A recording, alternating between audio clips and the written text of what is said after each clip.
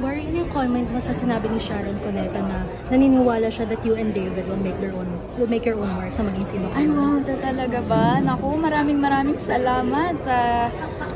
Super flattered and overwhelmed na aware na pala ang ating megastar of this project. I'm just, siguro in return, I will just give my very best para hindi mapahiya, syempre, di ba? And to give justice to the remake ng iconic film na ginawa po nila. Hindi ba kayo nag-meet ni Miss Sharon?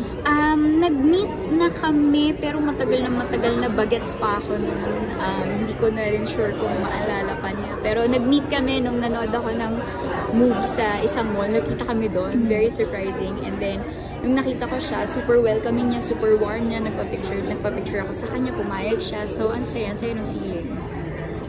Barbie, reaction lang dun sa sa sinabi ni ER na parang next Nora Honor and Bill Tato. Yun nga po, nagulat nga po ako doon.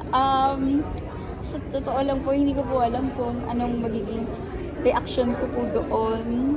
Dahil we all know na very respected actor ang isang GovER.